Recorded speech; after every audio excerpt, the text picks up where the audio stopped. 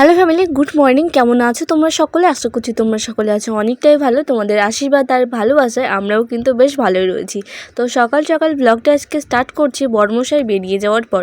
ও কাজে চলে যাওয়ার পরে কিছু বাসি বাসন আর তার সাথে রান্না করার বাসনগুলোকে একসাথে পুরো নামিয়ে নিয়েছি। নামিয়ে নিয়ে এখানে দেখো কলের পাড়ে এসে ভালো করে জল দিয়ে ধুয়ে নিচ্ছি। মাজা হয়ে গেছে, এখন বাসনগুলোকে একে একে ধুয়ে রাখছি। আর কাঁচা লঙ্কার ঝুড়িটাকেও আজকে একটুখানি ধুয়ে নিলাম, তার সাথে অনেক কিছুই নামিয়েছি, দেখতেই পাচ্ছ। আর এই সাথে যে টিনটা দেখছো এখানে, তো এটার মধ্যে রয়েছে জল। আসলে সত্যি মানে আমার না একটুখানি বেশি পাম্প করলে বাঁ হাতে ব্যথা হয়ে যায়, তো সেই জন্য বর্মশাই আমাকে এক্সট্রা করে 1 টিন জল দিয়ে গেল। এমনিতে সব বালতি ভরে রেখে যায়, তবুও যেহেতু জলটা অনেকটাই কম উঠছে আর সকালের দিকে একটুখানি জলটা বেরোয়, তো যেহেতু সকালবেলায় সব মানে বালতি এসব ভরে দিয়ে যায়, তো সেই জন্য এই টিনটাতে এক্সট্রা করে কিন্তু জলটাকে রেখে দিয়েছে। তো যাই হোক, আমার সুবিধাই হলো। আর টিনের মধ্যে কিন্তু অনেকটাই জল ধরে যায়, বালতির থেকে অনেকটাই বেশি। তো এখন দেখো বাসনগুলোকে ভালো করে মেজে ধুয়ে নিয়ে তারপরে কলের পাড় থেকে যে এটো ভাতগুলো যে পড়ে থাকে, তারপর একটুখানি নোংরা এসব তো জমেই সেখানে, তো সেগুলোকে কিন্তু একদম ভালো করে ঝাঁটা দিয়ে আমি ঝাঁট দিয়ে দিলাম।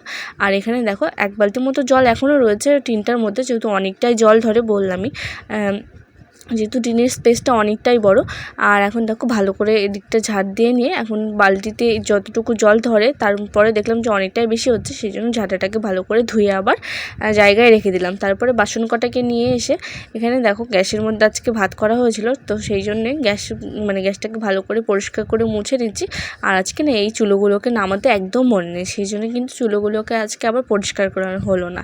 তো যাই হোক, একবার যখন বাসন মেজে কলের পাড়টা পরিষ্কার করে দিয়ে উঠি না, তখন আর ইচ্ছা হয় না যে আর একবার কলের পাড়টাতে গিয়ে একটুখানি সাবান ঘষা নিয়ে একটুখানি ফেনা হয়ে যায় সেখানে, তো সেই জন্য মনে হয় না যে আবার গিয়ে এটাকে ধুয়ে নিই।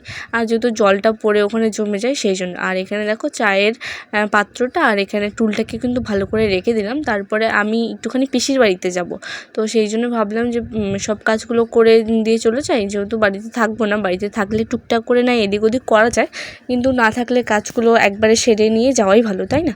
তো পিসির বাড়ি আমার এখান থেকে বেশি দূরে না। যারা আমার রেগুলার ব্লগার মানে রেগুলার ভিউয়ার, তারা কিন্তু অনেকেই জানো, পাশেই। এই ধরো সাইকেলে যাই, তো ওই ধরো খুব বেশি হলে 10 থেকে 15 মিনিটের রাস্তা, 10 মিনিট লাগে, খুব বেশি হলে 15 মিনিট যদি আর কি আস্তে ধীরে যাওয়া যায়।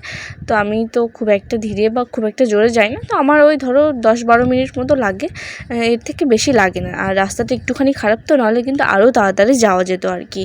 তো যারা আমার চ্যানেলে নতুন আছে তারা কিন্তু অবশ্যই চ্যানেলটিকে সাবস্ক্রাইব করো। আমি কিন্তু রোজ 2টোই ভিডিও আপলোড দিই। হ্যাঁ ঠিক, মানে রোজ বলতে একটু হেরফের হয়, কিন্তু রোজ দেওয়ার চেষ্টা করি। যেমন কালকেই তোমরা ভিডিও পাওনি, আসলে একটা অনুষ্ঠান ছিল, তো সেখানে যাওয়া হয়েছিল, তো সেই জন্য সেখানে যাওয়ার আগেও ঠিকঠাক ভিডিও করতে পারিনি, ওই আসার আগেও ঠিকঠাক ভিডিও করিনি। ওই এডিট করে 2 মিনিটের ভিডিও হচ্ছে, তোমাদের কি দেবো তাই বলো? আর একটুখানি মানে ভিডিও যখন বড় থেকে ছোট দেই না, তখন না চ্যানেলের রিচটা অনেকটাই কমে যায়, তো সেই জন্য ভাবলাম যে ভিডিও দেওয়ার থেকে না দেওয়াই ভালো। যদি বড় হয় তাহলে একটুখানি চেষ্টা করে কেটে কুটে এডিট করে দেয়া যায়, কিন্তু অনেকটাই ছোট হয়ে গেলে না সেই ভিডিওটা আবার দিতে ইচ্ছা করে না। তো তারপরে এদিকে রান্নাঘরটা দেখলে পুরোটা এদিকটা ওদিকটা গ্যাসের ওই সাইডটাও লিপে নিয়েছি, যেহেতু এদিকটাতে অনেক কিছু রয়েছে, তো সেই জন্য ক্যামেরাটা এইদিকে আর কি রাখা যায় না। তো রান্নাঘরের সমস্ত কাজ সেরে নিয়ে এখন চলে আসলাম দেখো ঠাকুরের থানটা মানে তুলসী মন্দিরটা, এখানে ভালো করে বাসি তুলসী মন্দিরটাকে কিন্তু ধুয়ে দিয়েছি। আর তারপরে এখানে দেখো আমাদের গ্রামের নিয়ম অনুযায়ী এখানে দিয়ে দিচ্ছি হলো নোছা। সকাল সকালে এটা দেওয়ার কথা, কিন্তু আমার মনে হয় যে যখন আমি সব কাজ করতে শুরু করব তখনই করব। সকালে দেওয়ার কথা তো সকালে দিলেই হলো। এখন ওই জোর হলে 9:45 এরকম মতো বাজে, তো এটাকে সকালবেলা মানে ঝাড় দেওয়ার পরে সকলে দিয়ে দেয়, ধরো 6টা-7টার মধ্যে সবার হয়ে যায়, আর আমার বাজে এখন 9টা। কিন্তু আমার কি সকালে তো রান্না হয়ে গেছে, তাই না? তো কাজগুলো পরে করলেও আমার কোনো অসুবিধা হয় না, আর আমার কিছু যায় আসে না আর কি বলতে পারো। যেহেতু কাজ তো করবো, সময় একটুখানি হেরফের হয় ঠিকই, কিন্তু কাজটা তো করতেই হবে আমাকে, সে তো অন্য কেউ করে দেবে না। ঝাঁটা অনেক সময় বাবা আর বড়মশাই দিয়ে দেয়, অনেক সময় বলবো না, রেগুলারই ওরা দেয়। হঠাৎ সকালবেলা যদি একটুখানি সময় করে উঠি তাহলেই দেওয়া যায়। আর ব্যাপারটা কী হয়ে দাঁড়ায়, আমি তো যেহেতু ক্যামেরা অন করি, একটুখানি কাজগুলো তোমাদের সাথে শেয়ার করি, তো এই ঝাঁটা এগুলোই তো আমার কাজ, তাই না? কিন্তু এগুলো ধরো আমি বললাম যে আজকে ক্যামেরাটা অনেকটা ঝাপসা লাগছে, এখন একটুখানি পরে দেবো, তো সেখানে এসে বড়মশাই নাহলে বাবা দিয়ে দেয়, তো তখন ওদেরকে বারণও করি না, ঠিক আছে দিয়ে দাও, আমি না হয় মানে বিকেলবেলাতে ভিডিওটা করে নেব। তো আমি ভিডিও করার জন্য রেখে দিই, আর ওরা হলো কী করে ঝাড়টা দিয়ে দেয়, যেহেতু মানে বাইরে বেরোনো থাকে সকলের, তো সেই জন্য দিয়ে দেয়, সেই জন্য কিছু মানে বারণও করি না। যাই হোক, তো মানে এইটা দেখছো, এটা অনেকেই চেনো হয়তো, ঠাকুর ঘরের যে এখানে সলতে তেল এসব রাখা হয়, সেগুলো না এইরকম ঝুড়ির মধ্যে রাখলে বেশ ভালো হয়। তো সেই জন্য দেখো এটাকে ভালো করে, এটাকে আজকে খুললাম না যেহেতু একটুখানি ধুলোই পড়েছে, তো সেটাকে ভালো করে মানে স্কচব্রাইটটা দিয়ে কিন্তু ভালো করে মেজে নিয়ে এখানে দেখতে পাচ্ছি একটুখানি ভালো করে ধুয়ে নিচ্ছি, তাহলে কিন্তু এটা হয়ে যাবে। তো তারপরে এখানে তোমাদেরকে গতকালকে মানে তোমরা হয়তো ব্লগে দেখেছো, এই কৌটোটা অনেক দিন ধরে 2-3 দিন হয়ে যাচ্ছে আর কি ধুয়ে রেখে দিয়েছি, কিন্তু সার্ফটাকে ঢালা হচ্ছে না। তো অনেক চেষ্টা করে হাত দিয়ে যখন এটাকে ছিটতে পারলাম না, একটুখানি দাঁত দিয়ে কেটে নিলাম, আর কেটে নিতে মুখটা পুরো সার্ফ হয়ে গেল আর কি। তো প্যাকেটে একটুখানি সার্ফ রেখে বাকিটা বয়মে রেখে দিয়েছি।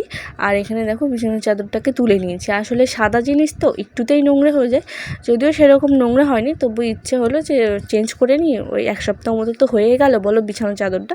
তারপরে এখানে দেখো যেহেতু অনেক কাজ আছে বাকি, সেজন্য একটুখানি খাওয়া দাওয়া নিয়ে বসে পড়লাম। এখানে কালকে রাত্রেবেলা করেছিলাম হলো পেঁয়াজকলি, মাছের মুড়ো আর আলু দিয়ে একটা চচ্চড়ি, সাথে ডাল করেছি, আর সাথে হলো নিম বেগুন ভাজা ছিল, যেহেতু আমি খাবো না সেই জন্য ঝুড়ি ভাজা নিয়েছিলাম।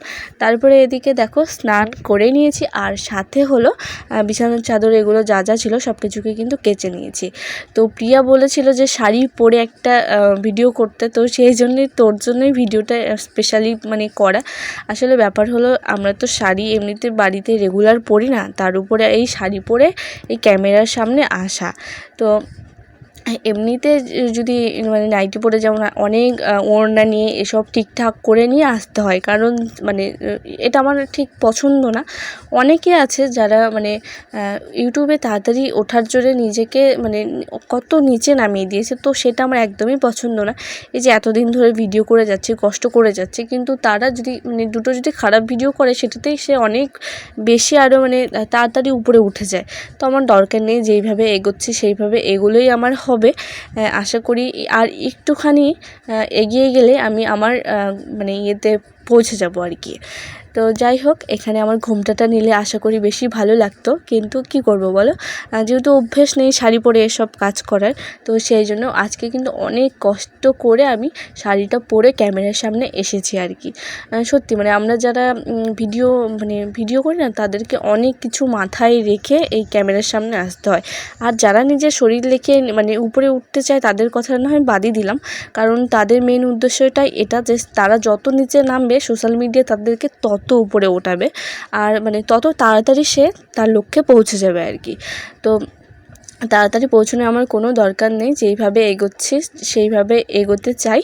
তো তোমরা এইভাবেই আমাকে সাপোর্ট করো অনেকটাই, আর একটুখানি যদি তোমরা সাপোর্ট করো তাহলেই কিন্তু আমি আমার গন্তব্যস্থলে পৌঁছে যাবো আর কি। মনিটাইজেশনটা শুধু হয়ে যাক, তারপরে আর কোনো চিন্তা নেই। কেন বলো তো, এখন না ওই যে ওয়াচ টাইম কেটে নেবে, 1 বছর প্রায় হতে চললো, তো সেটাতেই আমার অনেকটা বেশি ভয় হচ্ছে।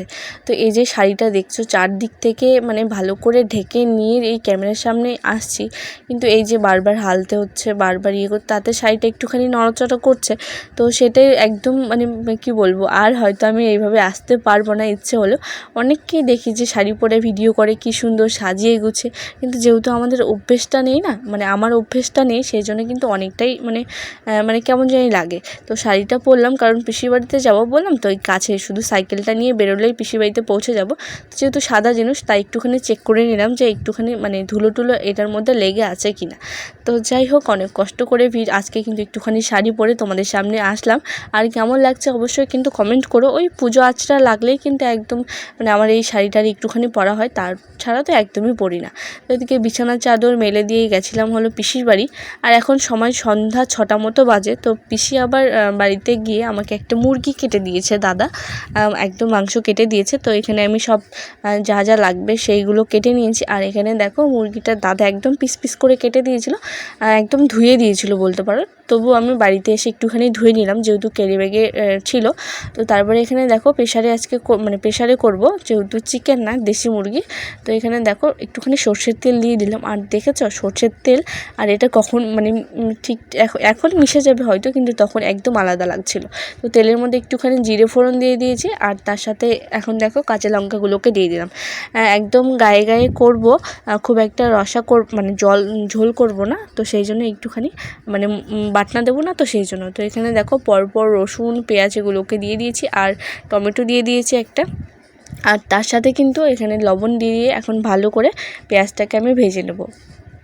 যেহেতু কোনো রকম আমি বাটনা ইউজ করছি না, যেহেতু বাঙালি বলে কথা, সেই জন্য দেখো একটুখানি লঙ্কার গুঁড়ো আর একটুখানি চিকেন মশলা দিয়ে দিলাম। কারণ যেহেতু দেশি মুরগি, চিকেন হলে একদমই মশলা ইউজ না করলেও হতো, কিন্তু যেহেতু এটা একটুখানি দেশি মুরগি, তো সেই জন্য একটু মশলা কিন্তু এটাতে দিতেই হবে, নাহলে খুব একটা ভালো লাগবে না। তো এখানে তারপর দেখো এখানে মাংসটাকে ভালো করে দিয়ে দিচ্ছি, আর তারপরে যে কটা আলু রেখেছিলাম সেই আলুগুলোকেও কিন্তু একদম দিয়ে দেবো। আর প্রেশারে দেবে তো ভাজার দরকার নেই, তো ভাজলে আরও বেশি টেস্ট হতো, কিন্তু যেহেতু প্রেশারে দেবো বেশি করে ভেজে নিলে আবার একটুখানি প্রেশারে দিলে একটু একদম সেদ্ধ হয়ে গলে যেতে পারে। তো এই হলো এই এতটুকুই। আর এই যে জল দেওয়ার সময় আমার খুব একটা ভয় হয়, খালি মনে হয় কি যে নিচে লেগে যাবে না তো, পুড়ে যাবে না তো, সেই জন্যই দেখো প্রথমে একটুখানি জল দিলাম, তারপর আমার মন মানছিল না বলে আর একটুখানি জল দিলাম।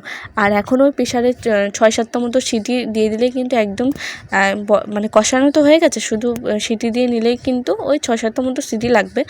যেহেতু দেশি মুরগি একটুখানি শক্তই হয়, তো 6-7টা সিটি দিলে কিন্তু একদম পারফেক্ট হয়ে যাবে। তারপর যেহেতু পিসির বাড়িতে গেছিলাম, সেই জন্য বলতে পারো বিছানাটাকে ঠিকঠাক গোছানো হয়নি, যেহেতু বেডশিটগুলোকে তুলে দিয়ে কেচে দিয়ে গেছিলাম। তো এসে আবার বেডশিটটাকে চেঞ্জ করে নিলাম। আর এই বেডশিটটা কিন্তু এরকম না, খুব সুন্দর, কিন্তু আজকে জানি না ক্যামেরার মধ্যে কেন এমন লাগছিল। তো যাই হোক, কেমন লাগলো আজকের ভিডিওটা অবশ্যই কমেন্টে জানিও। আর দুপুরবেলার ডাল সাথে শসা, আর এখানে দেখো মাংস নিয়ে খেতে বসে পড়েছি। তো আজকের মতো এখানেই তোমাদের কাছ থেকে বিদায় নিচ্ছি। যদি ভিডিওটা ভালো লেগে থাকে তাহলে কিন্তু অবশ্যই চ্যানেলটিকে সাবস্ক্রাইব করতে একদমই ভুলো না। দেখা হচ্ছে পরের দিন ঠিক দুপুর 2টায়। ততক্ষণে ভালো থেকো, সুস্থ থেকো। চলো আজকের মতো টাটা।